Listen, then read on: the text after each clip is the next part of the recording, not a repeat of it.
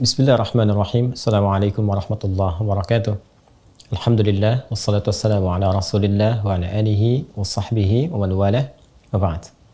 Saudara-saudariku dimanapun Anda berada, dulu sejak zaman jahiliyah, masyarakat Arab tempo dulu berusaha untuk membentuk kelompok-kelompok kecil yang menyebar ke seantero tempat di wilayah padang pasir untuk mencari sumber air dan menyiapkan tempat-tempat tertentu, penampungan-penampungan air sebagai persiapan menuju bulan ke-9 yang begitu terik, begitu panas membakar sehingga berpotensi menjadikan sumur-sumur air menjadi kering dan aktivitas juga menjadi terbatas.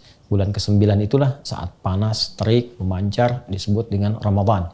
Masyarakat menyebut dengan Ramadan dari kata Ramadha yang berarti terik, panas, membakar.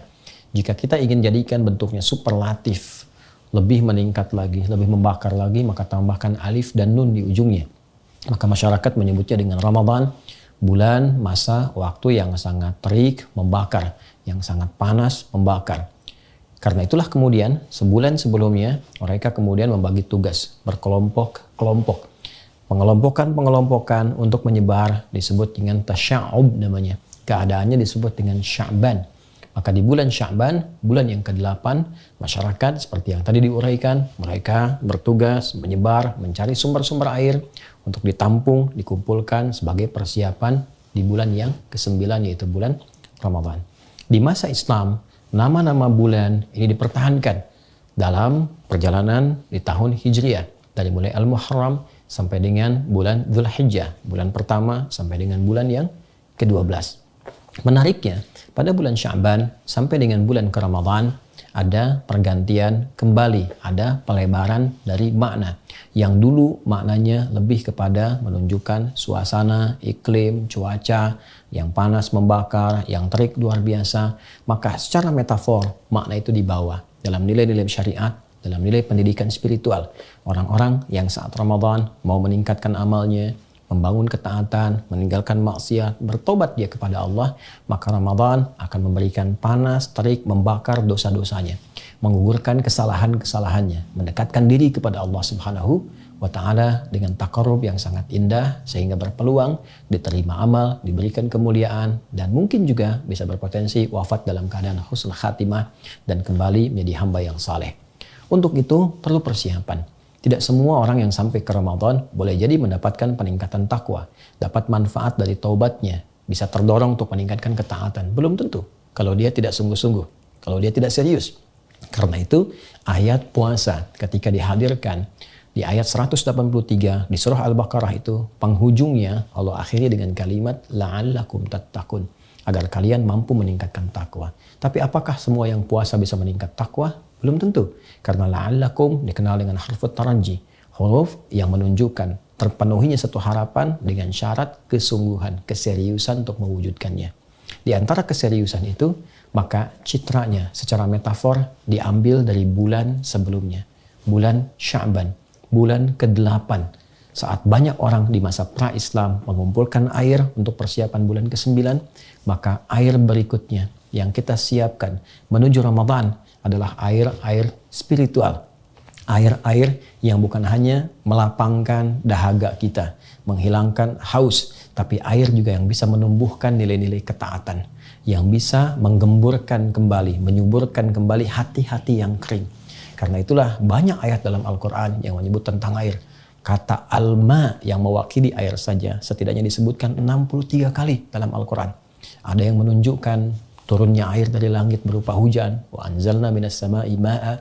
Kami turunkan dengan keagunganku, kata Allah Subhanahu wa Ta'ala, dari langit air, berarti hujan.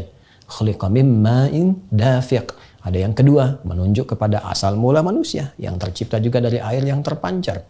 Pun demikian sumber kehidupan pun juga pusatnya bermula dari air.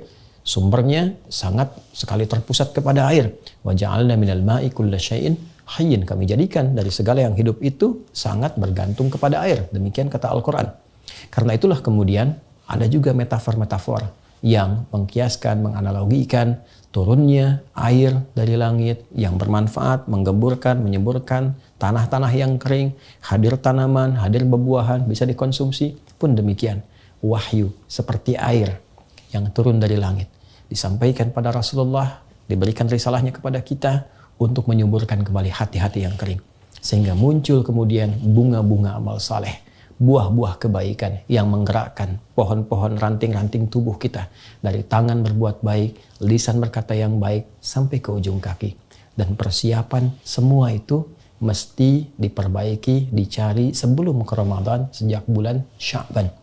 Seperti orang dulu banyak mencari air, maka seharusnya yang terjadi orang sekarang banyak mencari air-air spiritual supaya menjadi kebiasaan saat sampai di bulan Ramadan yang berpotensi menggugurkan dosa, membakar semua kesalahan-kesalahan.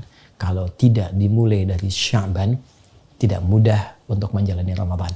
Karena itu, mari manfaatkan bulan Sya'ban ini, dan telah masuk kita di awalnya, untuk mengumpulkan banyak air spiritual, berlatih ibadah, meningkatkan ketaatan, sehingga nanti mampu terbiasa saat masuk bulan Ramadan.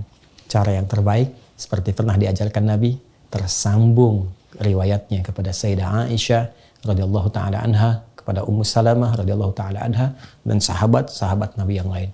Mereka mengatakan seperti dikutip oleh Imam Ahmad, Imam Abu Daud, Imam An-Nasai dalam kitab-kitab mereka, bahwa sejak Sya'ban Nabi seringkali terlihat, disaksikan banyak menunaikan ibadah siam. Jadi Rasulullah pun mengajarkan kepada kita untuk beradaptasi puasa lebih dulu. Tingkatkan amal soleh, cari air spiritual sejak bulan Sya'ban. Sehingga ketika terkumpul semua bekal-bekal spiritual itu, siap kita manfaatkan di bulan Ramadan.